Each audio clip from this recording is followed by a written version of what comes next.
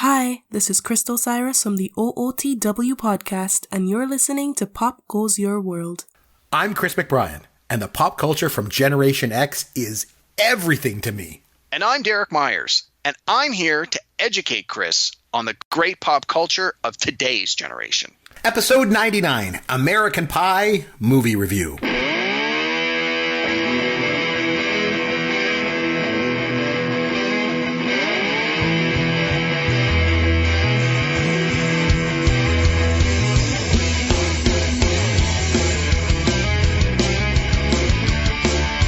Hey, I'm Chris McBrien, along with Caveman Derek Myers himself. You're going to find me on Twitter at CMcBrien. You'll find Derek at Amaron_DM. And of course, popgoesyourworld.com for all of our information. And if you enjoy the show, head over to iTunes and leave a review. Derek, Caveman, how are you, my friend? It's been a couple weeks, so how have you been? Indeed it has. I'm doing great, Chris. I'm doing great. Thanks for asking. And yeah, it's been a few weeks. Darn real life getting in the way of our podcasting and our extracurricular activities. Hate it when that happens. Mm-hmm. But no, it's been going well. How are things with you? I can't complain. I've been, just like you said, I was really, really busy the last couple of weeks, just with work and stuff like that. In my spare time, the little bit of spare time that I have, and I've mentioned before, I'm a college professor. So it keeps me kind of busy, but I love teaching and I love my job. And I'm a very, very lucky guy to be able to do that stuff. So I've been pretty busy just with work. Oh, and I'm also studying for my MBA. Nice. Yeah, so it's keeping me busy. How about you? What's going on? Well, so like you, my professional life has been exceptionally busy right now, but I won't bore you with any of the exceptionally boring details on that. But despite being as busy as I am at work, I have found that the best way for me to unwind when I come home is to absorb and bathe myself in social media. No. Okay. In pop culture and social media. Okay. So it's been a couple of weeks since we've done this podcast. Yep. And I have had an opportunity to watch a bunch of movies, to watch a few TV shows, and to read some various things. So I'm going to just take a quick minute.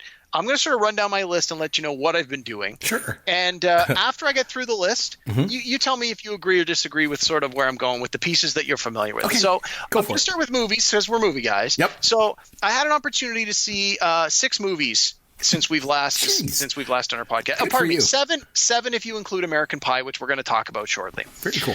So I'm going to run down the list, and I'm going to tell you, I'm going to give it a letter grade. Okay. And draw whatever conclusions from that you want. Some are good, some are terrible. So in no particular order, because I honestly don't remember what order I watched them in. I watched the new release Jurassic World Fallen Kingdom. That's the newest Jurassic Park movie in the franchise with Chris Pratt. It was not great. In my opinion, worst one in the series so far. I would give it a D, and that's because I think the special effects were good. And I mean, hey, a movie with dinosaurs that look real, I got to give it more than an F, but certainly not much more than an F. It was worse than Jurassic Park 3? Yes. Wow. Oh, absolutely. I didn't like Jurassic World either. My son was all hyped up on it once, and I didn't really think it was that great. I was okay with Jurassic World. I felt that was probably like a C, sort of right in the middle. Room for improvement, but not terrible. But yeah, the new one, I'd give it a D. Okay. Moving upward, though, Netflix dropped a new movie last week called The Dirt. Are you familiar with this, Chris? No, I've heard it. Isn't this like on this guy that's like really jerky guy or something? Or? So this is about the rock band Motley Crue. Okay. They put out a book like 15 years ago, probably more than that, that's basically was like their rise to fame and their glory years. And the book is called The Dirt. And so they finally put out a movie called The Dirt. And it's basically a biopic of the band Motley Crue. Like, how did they go from being these young upstarts that had all this fire and ambition to becoming rock and roll superstars, and sort of where did it lead from there? And it was great. I mean, okay, now full disclosure, I'm always been a big fan of Motley Crue. Mm-hmm. I've read the book The Dirt. I thought it was fantastic. And so I was really looking forward to this movie. We watched it last Friday when it dropped on Netflix. I thought it was great. I'd give it an A-. It's everything you expect from rock and rollers. They do everything to excess. They have crazy adventures. There's obviously some hardship. I don't know how much you know about the band, but Vince Neil was in a horrific car crash at one point, and his daughter had cancer at one point. So there's certainly lows. He was in a car crash with the lead singer from Hanwai Rocks, and he died in that crash, didn't he? well, I was trying to not spoil it if you weren't aware of that, but yes, exactly. Yeah, no, I remember that. And you're saying this isn't a documentary, but it's like a biopic, so there's actors playing the part? Oh, very cool. Yes, that's correct. So The Dirt, it's on Netflix. I strongly recommend it, highly recommend it, and certainly watch through all the credits because they have like outtakes from the movie, and they also have real life outtakes and they sort of do a split screen with here's real footage of what happened, and then here's how they recreated it in the movie. So it was quite good. I watched the movie Network. Oh, wow. Like from like 78. I think it was even earlier than that. But yes, it was definitely from the early 70s. I'd never seen it before. It had been on my list of movies to watch. I will say I certainly enjoyed it. I'm giving it a solid A. Yep. I felt that the visuals didn't hold up because the movie is dated. The visuals were hard to wrap my head around in the sense of, just the clothing, the style, the lack of technology. I mean, it was what it was in the time period it was shot in, and I can appreciate that. But being 30 to 40 years older now, it is hard to watch. And just the way that the news was consumed at that time, it's a real time capsule kind of movie. But so it was dated in that sense, but it was absolutely not dated in the sense of what is the movie about? What is the message? What is the point that the screenwriters and the directors are trying to make with this movie? It is every bit as relevant now as it was when the movie came out. In fact, I would say it's probably more relevant now than it was when it came out. Because when it came out, they say like it was written as a satire. Yep. And now it's more of a cautionary tale. And it's almost like they looked into their magic 8-ball and were able to say, this could be a problem down the road. Let's make a movie to sort of address that. And sure enough, a lot of the predictions they make in this movie about how media is portrayed and how news is reported and how it's consumed, very accurate, very ahead of its time. And you look at it now and the visuals don't hold up, but the message absolutely does. They shot that in Toronto, eh? And Peter Finch was so good at that. Like, remember him, like when he was yelling on camera, "I'm mad as hell. I'm not going to take it anymore." Oh God, that movie is so good. I'm so glad you went back to watch that movie. Good for you. Yeah. Well, it's one of those ones, like you said, you got the iconic moment that you see referenced all the time. And I'd seen little bits and pieces of it. And I got to be honest, I'm not a big fan of Faye Dunaway. Never have been. Yeah, I get it. I get it. Me neither. Yep. Yeah. I'm with you. But she was great. It was nominated for 5 of the performers were nominated for Academy Awards for their acting. Yep. If it's got 5 people in the movie they felt were worthy of an Oscar nomination, like it's got to be a good movie, and it definitely was. So I'm glad I watched it. Yeah. 3 more on my list for movies. I watched Get Out. Oh God, that movie was good. Directed by Jordan Peele. He won for best screenplay. It was great.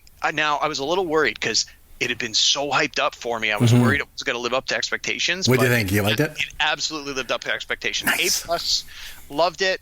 Can definitely see. We did a podcast previously where we said, what if you waited 5 years and then awarded your Oscars? How would things change? And I've heard that this the movies from last year, this is the travesty people were saying is Get Out should have been a bigger winner than it was. And I agree. 5 to 10 years from now, people are going to look back and go, how did that movie not do better? And I got to agree. Like, I think that it's one of those ones where 10 years from now, when people look back on it and they go, what else was in the nominations? And you're going to look at it and go, how did Get Out, and maybe not how did it not win, but how did it not get more love than it did? So yeah, I don't watch, as you know, I don't watch a lot of new stuff, but I did watch that one and I liked that movie a lot. I thought it was fantastic. Yeah, it was quite good. A movie I watched that I had seen before, but I watched again, Bullet, starring Steve McQueen. Nice. That's a good old one, too.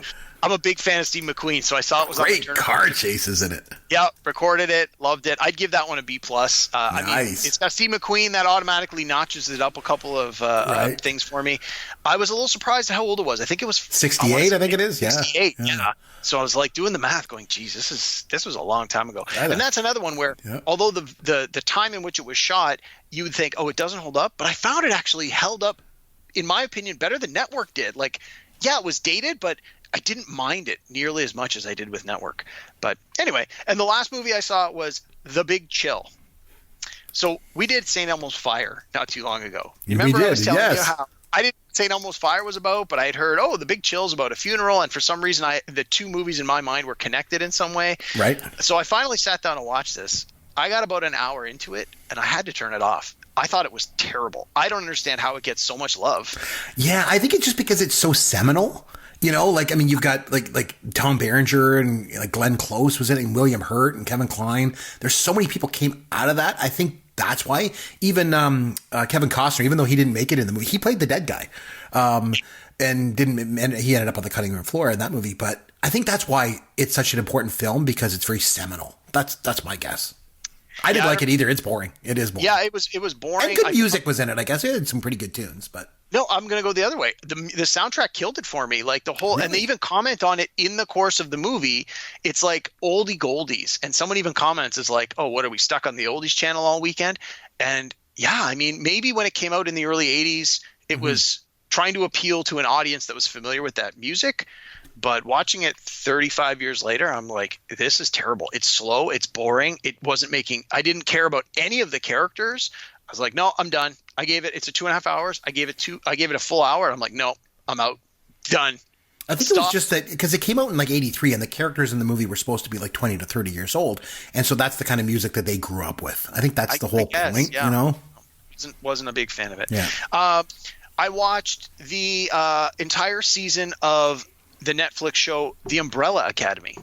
Have you heard about this? I've never even heard of it before. Okay, so it's from what I've now learned, it's actually based on a comic book series. I want to say it was an independent publisher. I honestly don't know enough about it.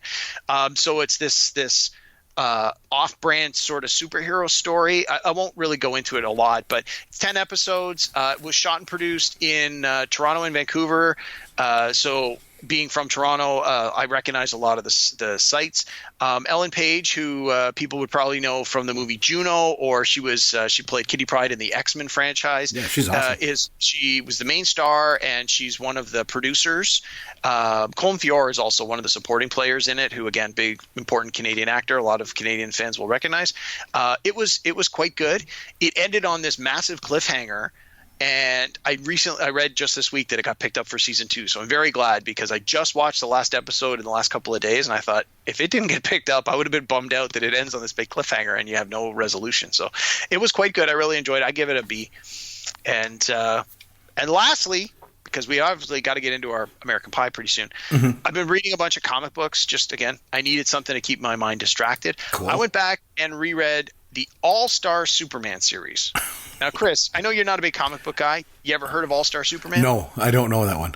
Okay, so this is considered by many to be one of the best Superman stories that's ever come out ever. So when you ask someone, like, what are the best Batman stories ever, you always hear people say The Dark Knight Returns by Frank Miller is one of the all-time greatest Batman stories ever written. In the same breath, when you ask people what's the greatest Superman story ever to come out, a lot of people will now say All-Star Superman, written by Grant Morrison and art by Frank Quilty. And the idea is it's a 12-issue limited series. And in the first episode, something happens and Superman finds out that he has 1 year to live. And then it's the story of what does Superman do with his last year of life? How does he preserve his own legacy? Who does he reach out to, and how does he interact with people, and like what happens to a world where they eventually learn that Superman is going to be gone forever? And so each issue is like 1 month later, as he's starting to, like, basically he quote unquote gets sick and his powers start to diminish, and it's like what happens over the course of this year being the last year of Superman's life. And it is amazing. It is. When did it come out? Like, when's this based? In the like last 10 to 15 years, Okay. like quite recently. Okay. And it is so good. The art is great. The story is great. And yeah, if you ask hardcore Superman fans, if you say, hey, I'm not really a comic book guy, but I'm thinking about maybe picking up some Superman books, what do you recommend? I guarantee you any Superman fan worth their salt is going to recommend in their top 3 All-Star Superman. So I give it a solid A+. Anyone looking for a good Superman story, All-Star Superman. So Man, oh man, you have been busy keeping up on stuff. I spent all my time either doing work, or I was watching Bob Ross, The Joy of Painting. That's it. That's all I do. All right. Nice. On that note, what do you say we get started on this week's movie? Yeah, let's do it. All right, here we go. Hold on, I got to open a beer. I need to take a big swig of mine too. Let's have a drink. because this is going to be a lot of fun. Almost like a pirate radio guy during the war. Like, then I just go back and watch Meatballs and Stripes and Smokey the Bandit and all those shows that I love. Instead of playing a bar, they should have played like a minor league hockey arena. Yeah, he's a young man, drive me crazy with this stuff. And that wasn't cool. Long Duck Dong. For those of you who have not been keeping count, I have. Jaws, Star Wars, and Raiders of the Lost Ark are my 3 favorite movies of all time. Holiday wrap. Yes, we're going to ring rang-a-dong for a holy day. Okay, so this week, Derek, you nominated American Pie from 1999 because I don't nominate anything after like 1987. So you nominated this movie. Why don't you get us started on it? And then we'll kind of take it from there. Maybe you just start off like why you wanted me to watch this movie. And I'd never seen it before, so this is the first time that I had a chance to watch it. And we'll come in with my take on it in a second. But why don't you kick us off with kind of why you nominated it and a little bit about what you like about it? For sure. Okay, so American Pie came out in 1999, and it is, for people who maybe haven't seen it before or haven't seen it in a while, at the heart of it, the story is it's 4 high school guys in their last year of high school make a pact that they will help each other to try and all lose their virginity by prom night. You know, it's the typical makeup of your teen comedy, screwball comedy, sort of throwback style of the 80s of this restricted sex-rated R comedies. Yeah, right? like sex comedy. That's what I was thinking of. Yeah. You know, you've got swear words, you've got boobs, you've got all sorts of things that are R-rated, and you have teenage boys acting, behaving, and speaking like teenage boys would. And you don't have to censor them or filter them for a PG movie. And when this came out in 99, this sort of genre of movie had not been around and had not been done successfully in quite some time. So this was almost like the kickoff for the resurgence of this kind of movie for the next generation, if you will.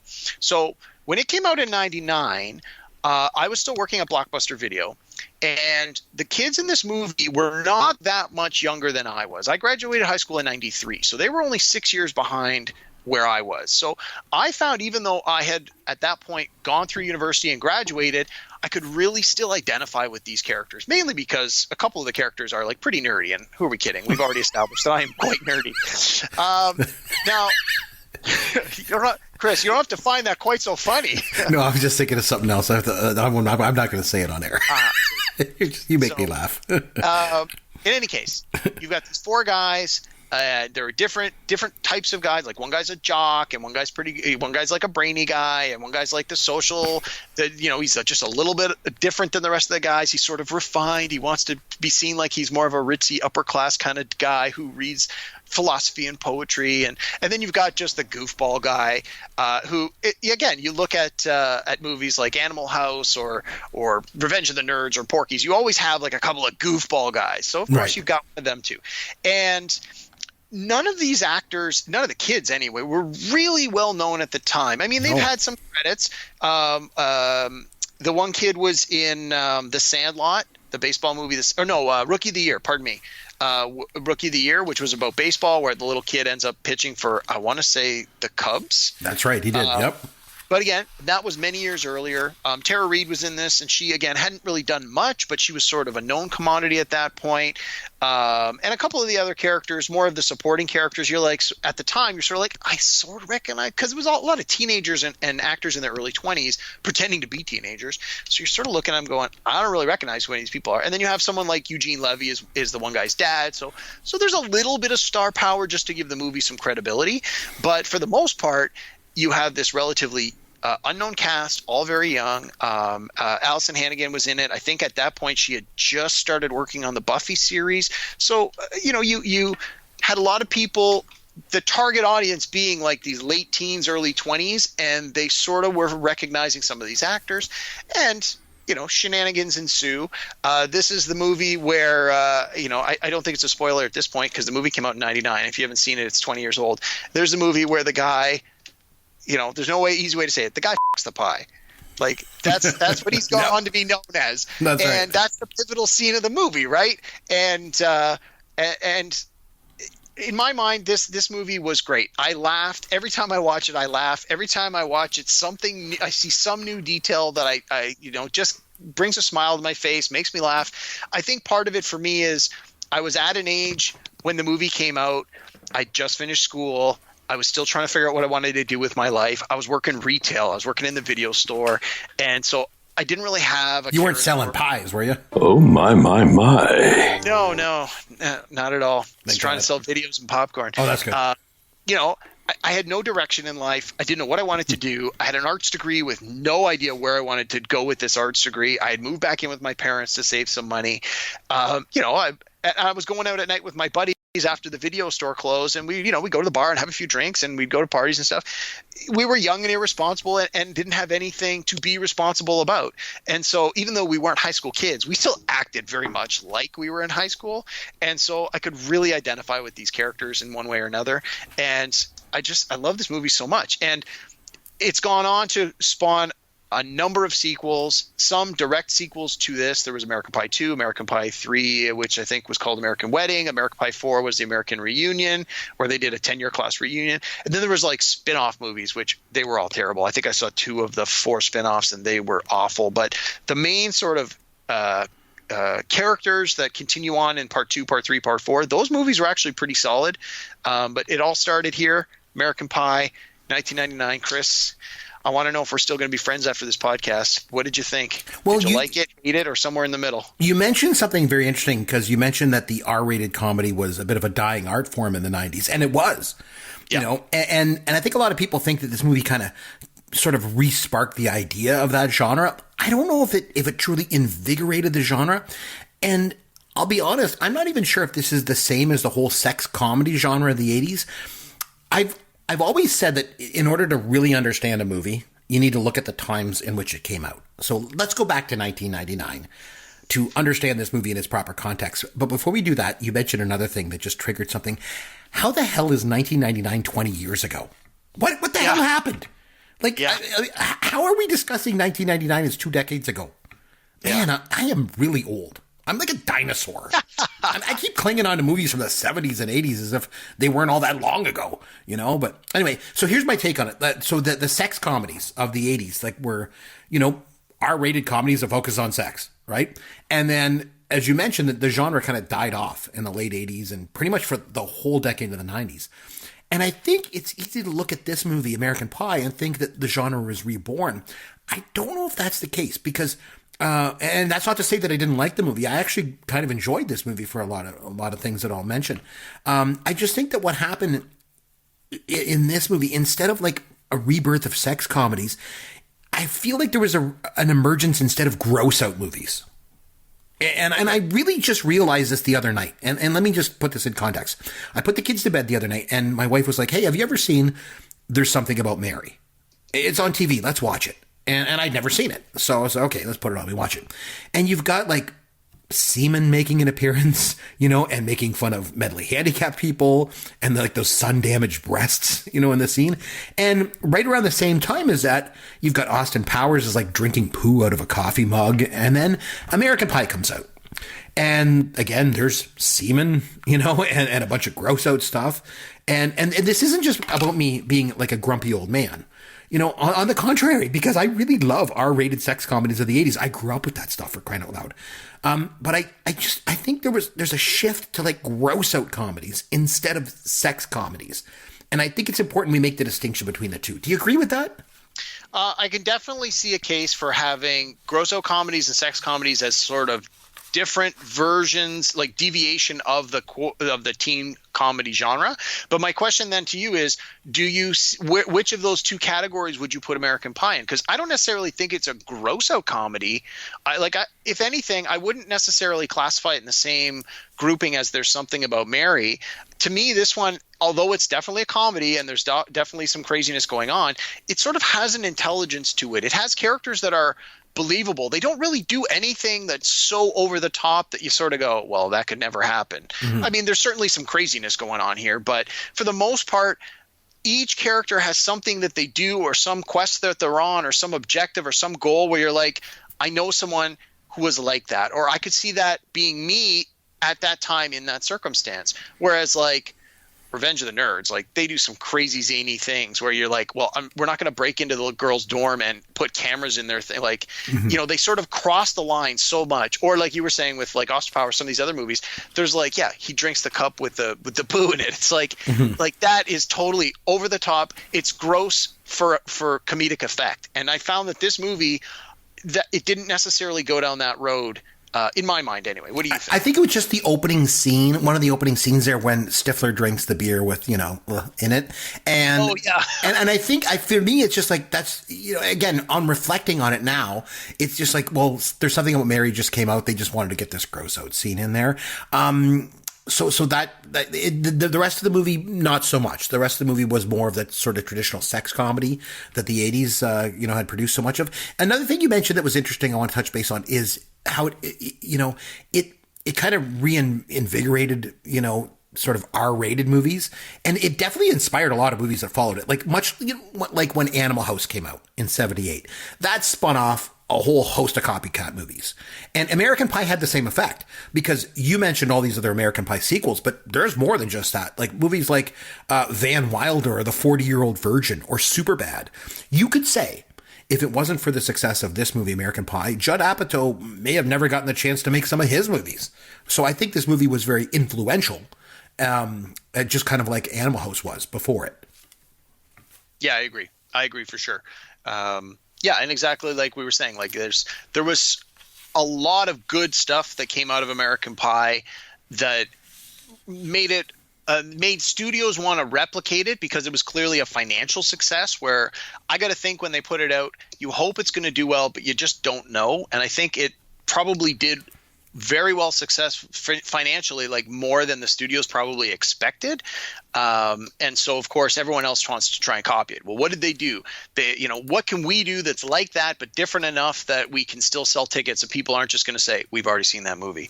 And so I think this one had a lot of good ideas, a lot of new takes on old ideas in a way that other creators wanted to jump on the bandwagon or pay the necessary homage to say, like, look what this is doing. We can go in this slightly different direction. It's not a copy, but had this one not come first to pave the way, this other thing might have been more difficult to get made. So I think that's exactly what you're talking about. So a couple things that we can get into, like some aspects of this film. So the scene, let's start with the scene with Shannon Elizabeth in it. My God. My God. So one, I will touch base on this. One sort of recurring and very un-PC recurring theme in the sex comedies of the 80s was the idea of voyeurism. Right? Yes. And you saw it with Belushi, like looking in on the sorority in Animal House. And you mentioned the nerds putting the hidden cameras in the Pie's residence. And I see the scene in Porky's where the three guys go underneath the building and they look through the pipes into the girls' shower room. But the thing with American Pie, and I think with the millennium generation in general, is that people now have the ability to share their voyeuristic intentions right across the internet. And I know we always say Gen X movies are un-PC and they're like disturbing and they're outdated and inappropriate. But what's worse than people watching a girl getting undressed in a bedroom as it's streaming out across the internet? And it happens in this movie. And I think in the scene, even one of the guys even says, "God bless the internet." Now, I mean, I think the redeeming thing here is that the fact that the character, Jason Biggs' character, he didn't leave the camera running on purpose. Because if he had, that's a different discussion altogether, right?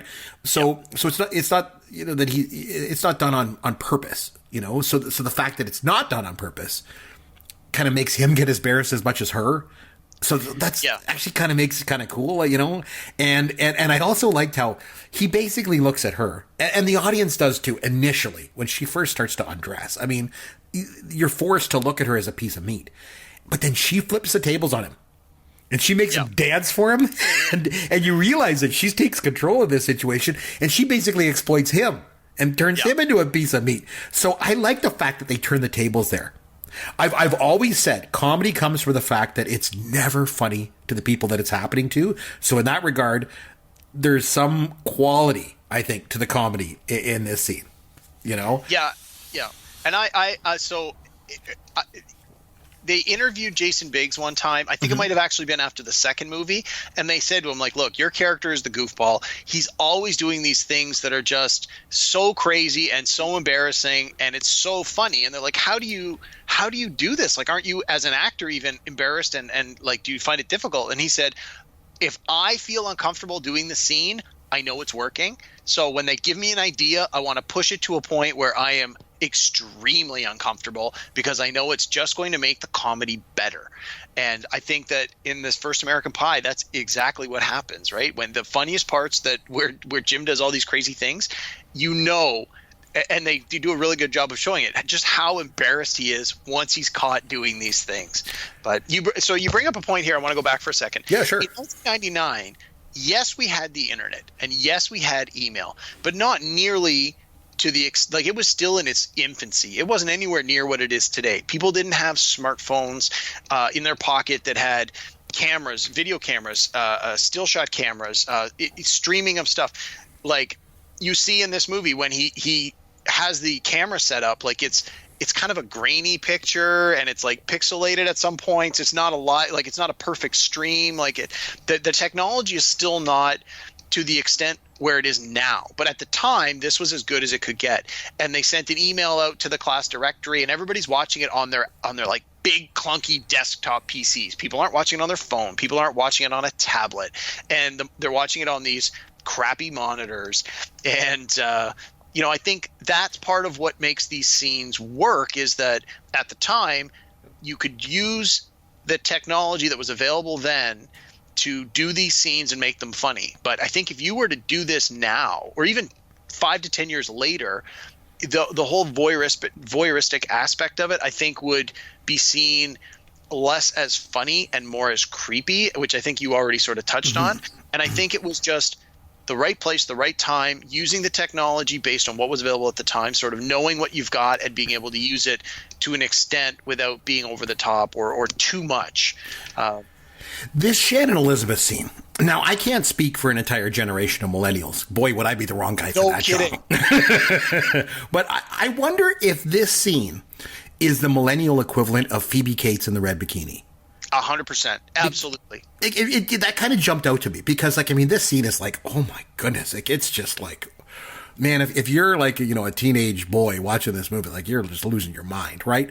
And obviously, the Phoebe Cates scene from Fast Times, like, that was very iconic, and very influential. Like, that's a whole generation of young men growing up in Gen X, look to that scene, right? And I just thought when I was watching this, I wonder if this Shannon Elizabeth scene has that same level of influence on a generation of millennials. Well, I would think sort of yes and no. And again, I'm maybe just a tad bit too old to sort of definitively say yes or no for this. But again, in 1999, you didn't have the vast wealth of information and freedom of the internet where you could literally go online, type any keywords you want, and get access to them for free. I think for a short while, yes, this scene would have done exactly what you're describing. But I think within 5 to 10 years, it's not going to be nearly as risque because things much, we'll say worse, much worse than this are more readily available online at the click of a button. So yeah, I think for the time in which it came out, yes, but I don't like, so to your point, going back to Fast Times at Ridgemont High, that scene, young boys are watching that scene, old boys are watching that scene again and again and again and again for a decade, for 15 years, for 20 years, because it, they have this memory of it. And that, like you've said on previous podcasts, when you were a young boy or a young man in the 80s and you wanted to see some boobs, you went to a teen comedy movie to see some naked girls. That's right. You're not like, that's not necessarily why you're going now. You want to see that kind of thing? It is on. You can see it somewhere else. Yeah, right on your phone. Good point. Pull out your phone and click what you want, and away you go. And at the time in 1999, that still wasn't a thing, but not long after it started to become a thing. So anyway, you brought up another good point I want to go back to. The other thing I would say when comparing American Pie to these 80s R-rated comedies is this. Those older comedies, at least the good ones, I would say, they weren't cruel. Like, they were crude, but they weren't cruel. And I was really actually quite happy when I watched this one that this movie didn't come across as cruel either. So I think that's good. I mean, I had my doubts as I went into it. Like I say, the opening scene and stuff like that.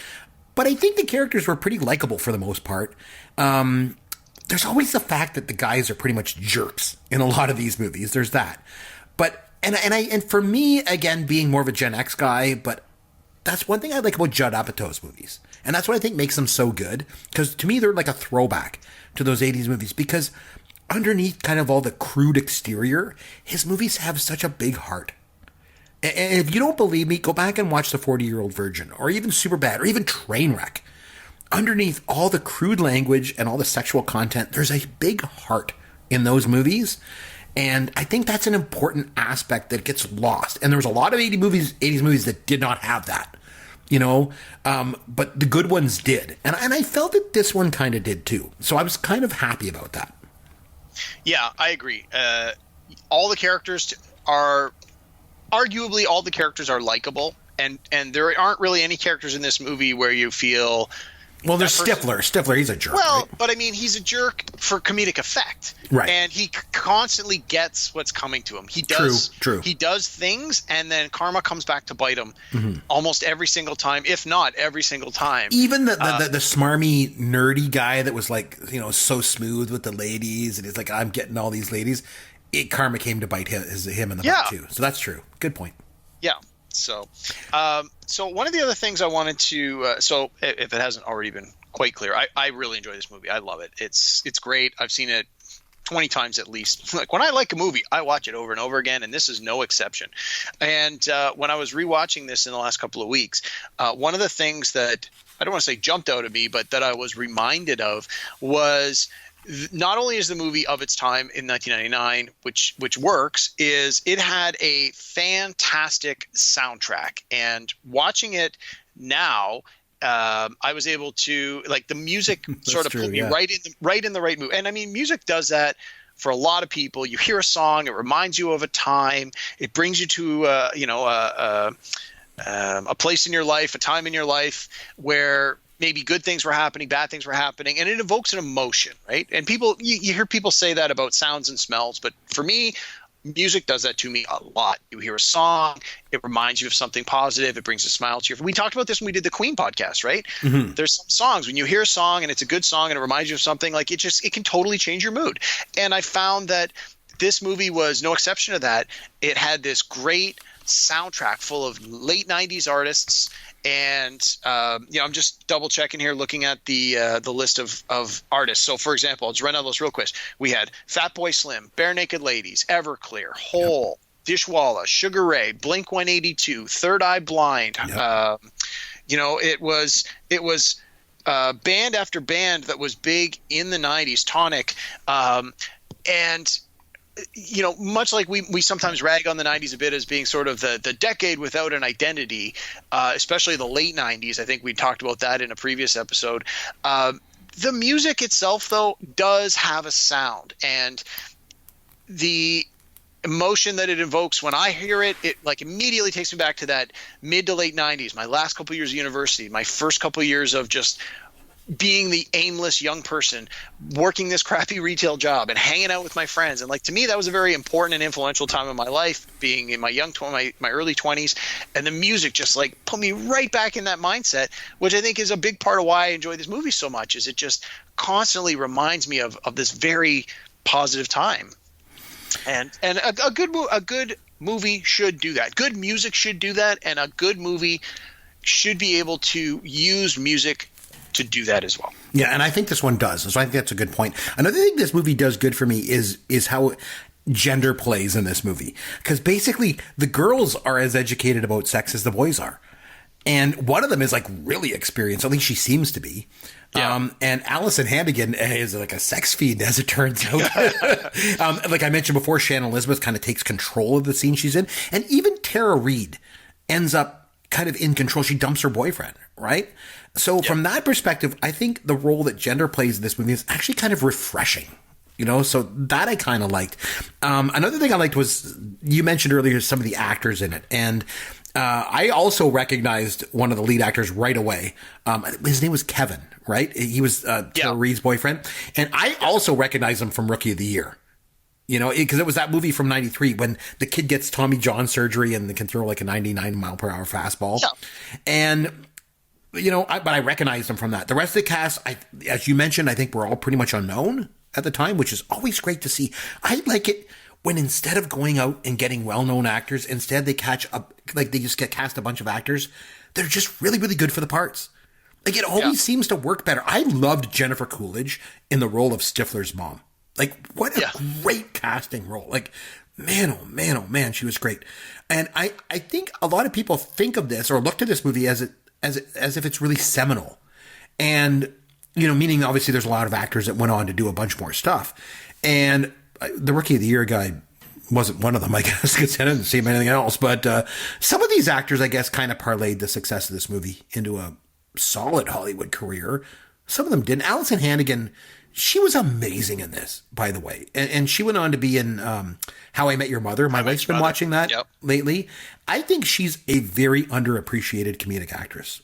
I think she's pretty incredible. Mena Savari was pretty good in American Beauty. Maybe she only finds success in movies with American in the title. I don't know. Maybe. But one of the actors that certainly wasn't American, and you mentioned him earlier, was Eugene Levy, the good old Canadian guy that he is. Yep. Man, oh man, he was perfectly cast as the father in this. Yep. When he brings the son the magazines and he's trying like painfully to talk about sex with his son. Man, oh man, Levy is just so good at that deadpan kind of uncomfortable stuff. He's so underrated, man. I loved him in SCTV. You know, like Bobby Bittman and Earl Camembert and Igor and even movies like Splash and Going Berserk, Vacation. God, there was some pretty good casting in this movie, I think. And I think we can't really overlook that. Yeah, and so for when they did American Pie 2, which, okay, so I assume since you had not seen American Pie 1, have you seen American Pie 2? No, I haven't seen any of them until I watched this. American Pie 2, in my mind, was almost as strong. It's one of those rare examples where the sequel was arguably just as good as the original. They were able to bring back everybody from the first movie. All the cast, all the people, all the kids, all the parents, even some of the friends that are at the various parties who went on to become slightly bigger actors. Like what's his name? John Cho is friggin' in the new Star Trek series. Like he's got this tiny bit part in this, but they bring them all back for the sequel in a way that totally – even Casey Affleck, who has like the one scene where he's the brother away at college and he talks to him on the phone. Yeah, I remember I saw him too. He's the guy that tells him where the book is. That's him. Part two, same thing. He's got this one little scene where the brother calls him back. So this is supposed to take place their last year of high school, the last few months as they're preparing to end their high school careers and go to prom and hopefully lose their virginities. The sequel takes place a year later. They've done 1 year of college – and now it's the first summer out of college. They all come home for the summer, having now matured arguably by a year. And sort of what do they do with themselves now that they're college men instead of high school boys? And the movie is, I think it's great. And it doesn't just rehash all the same jokes that the first one does. There's certainly some things that are carried forward from the first one that make sense to continue to sort of go down those roads. But the second one, to your point, they had this great cast in part one. They literally got every single person to come back for part two, which I think they needed to for the sequel to work, and it absolutely did. And I would say if you enjoyed part one, I think you should check out part two. I think you're going to like it. Maybe I'll take a look at it sometime. One of the things we've talked about when we look back at some of these movies is how quotable the movie is. And this one kind of, like I've always said, like, you know, a lot of my favorite Gen X movies, they're just so quotable. So would you say that for a millennial generation that this is a very quotable film? Yes. I mean, it certainly is for me and for my peer group. When this came out, we were riffing on a lot of the quotes. Now, in all fairness, both my wife and I worked at Blockbuster Video. That's where we met. We're both huge movie buffs. We watch a lot of TV, a lot of movies, and we're always throwing around like movie and TV quotes, like very obscure ones. And so you can't really, because I say I quote it, isn't necessarily a good measuring stick of saying, is it quotable? But I think with this one, there was enough that came out of it.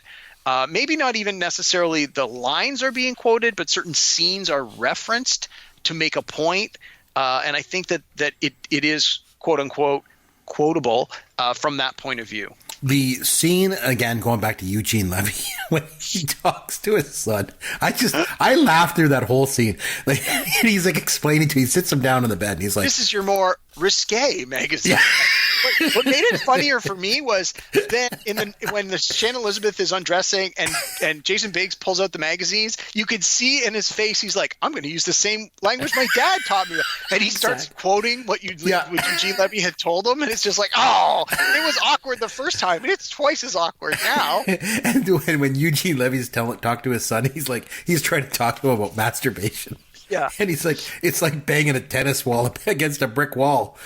Which can be fun, but what you want is a partner to return the ball. It's just the allegories that he makes are so bad. He's like, and it's funny because this takes place in '99, but the dad's like a dad from the '50s. He's just so bizarre. He's so perfectly cast. I gotta think that a lot of Eugene Levy's lines were improvised. I would think so too, and that would make sense, obviously, from his background in Second City and stuff. Yeah. But even in that scene when he's like, "Oh yeah, I used to do that a lot too when I was younger." And he's like, "Yeah, I used to call it stroking the salami." And he's like, "But I never did it with baked goods." And then he's like talking about the uncle that does it like 5-6 times a day. Jeez, I really liked that scene a lot. That was funny. Another scene that I liked that to me was kind of quotable was Allison Hannigan. Again, going back to her, she's so good. When she's like, this character, she just goes on, and she's like, "This one time at band camp, like we all made crafts, and this one time at band camp, a guy fell out of a tree," like all this mundane stuff, right? And then all of a sudden, she just drops this bomb, like, obviously when she says, her very quotable line, which I won't even mention, but it's just so funny. And then she's like, "Well, that's what band camp is. It's sex ed. So, like, are we going to screw? Because, like, I'm getting kind of antsy." And she's like, "I saw you on the net. Like, why do you think I accepted this date? You're a sure thing." I'm like, what the? She is amazing. Allison Hannigan, probably my favorite character in this movie. I really enjoyed this. I did. I really enjoyed this movie. Finally, I picked one that Chris enjoyed. Yeah. And again, because I think it was a bit of a throwback to, again, those 80s sex comedies. It wasn't quite, like I said at the top of the show, it wasn't quite the same because it was a bit more of the gross out kind of things in places. At least that's how it started for me. But overall, like, I get what they were going for. It was a lost art form in the 90s. They kind of resurrected it. Obviously, they did it successfully because it's, spun off a whole bunch of sequels and copycats afterward. Judd Apatow's kind of picked up things since then, but it's still, I think it's as crazy as it sounds, it's an important genre, sort of those sex comedies, because I think it's just something that everybody relates to. It's something everybody around the world, doesn't matter what culture you are, doesn't matter how old you are, doesn't matter how young you are, you can relate to this. You can relate to sex and being, confused about it and being awkward around it. And it's just something that's very, very relatable. And as a result, it's very funny. So I thought it was good. Good. Well, I'm glad you liked it. Yeah. You mentioned the one time at band camp. So, funny story. So I saw this movie with my peer group while we were working. Like, we were working at Blockbuster. We actually got free passes to see it. From time to time, the vendors would give us passes, and so we had won these passes, and the 4 or 5 of us went to see it, and we loved it, and we thought it was great. So I, of course, recommended it to people I knew, because we saw it a week ahead of its actual release. And so I'm calling my friends. I'm like, "Oh yeah, when this comes out next week, you got to go see it. It's great. It's great." So my brother is only a couple of years younger than I am. He would have still been in college at this point. And so I remember calling him and saying, "You have to see this, and you have to go to see it with your high school buddies because you're going to love it." So he went to see it with his high school buddies a couple of weeks later, and none of them knew anything about the movie. And it turns out one of the guys that they hang out with in high school, he used to do band camp in summers, and they apparently used to tease him about it all the time. And so when she starts going, "This one time at band camp," they're all like elbowing him. They're like, Bruce, that's you, man. Ha ha. And then at the end, when they get the whole payoff, and Bruce is like, "Yep, that's true. That's true." And they were all like, "Oh." So even now, whenever we watch that, when I'm sitting here watching it with my brother, we start elbowing each other. We're like, Bruce, that's you, Bruce. And it's like, oh. Yeah, no, it was just, it's always funny the little things that you can pick up out of these movies where it relates so closely, so directly with somebody you know or with yourself. And it was just like, oh my God, it's so funny. Yep, no, I thought you did a good job. You had nominated one that I actually enjoyed. It was a bit of a throwback. And so good work. On that note, though, I think it's time now to have some fun with Caveman. Okay, so this week we're going to go, we mentioned how this is a bit of a throwback to kind of the 80s, you know, with some of the 80s movies. So what would be better than a throwback to playing a round of the winner's circle from the $100,000 pyramid?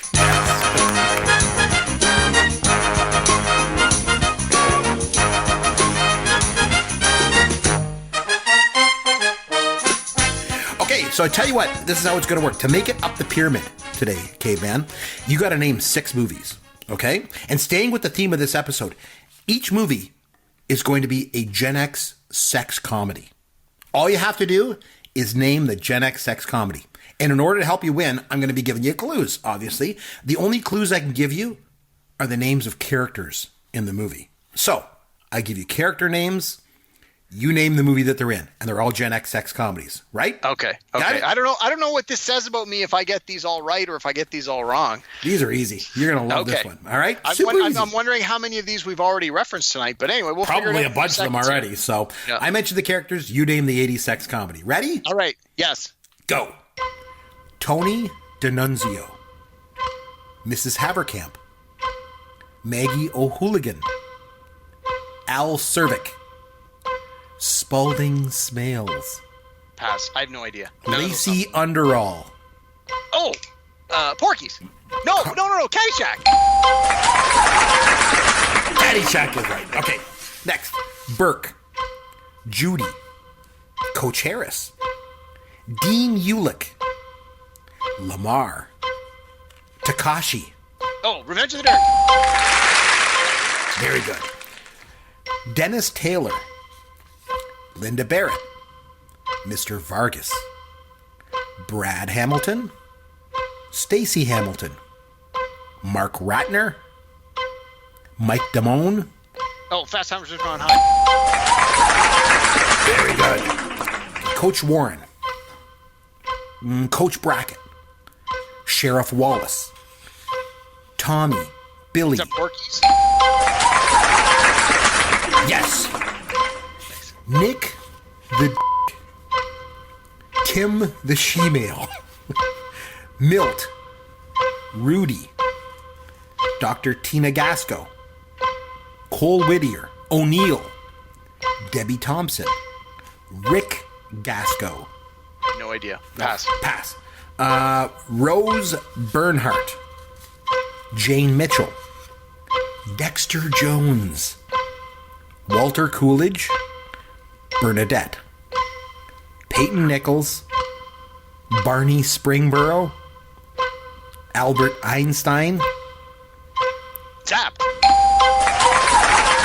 Yes, very good. Okay, go back to the one we missed. Nick the Tim the She-Male, Milt, Rick Gasco, yeah.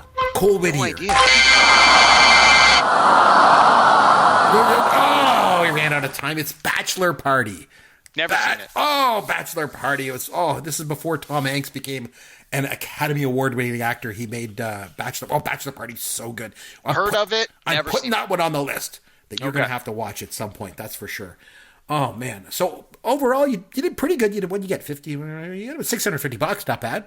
Nice. I'll bring you the money when I come down to play Escape from the Death Star. I promise. Keep saying that. Promises, my I know. Good movie. Good movie this week. Like I say, I'm impressed. It was one that I really enjoyed. This was our 99th episode. What does that mean for our next episode? We're at our 100th episode. Hard to believe we made it to 100 episodes. So what I thought next week is we'll come back. We'll maybe do a bit of a retrospective kind of thing. We'll have some fun with it. We'll take a look at some of the episodes we've had over the last 100. Until then, if you want to reach out to us on Twitter, you'll find us at Amaron_DM. That's for Derek. You'll find me at C. McBrien, or you'll find popcultureworld.com for all of our information. Until next episode, this is Chris McBrien for Derek Myers saying thanks for listening to Pop Culture World, the pop culture podcast for the generations.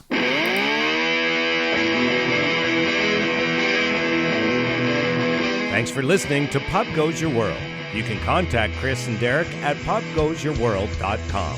Please take a minute and review the podcast on iTunes or wherever you download and listen to the show.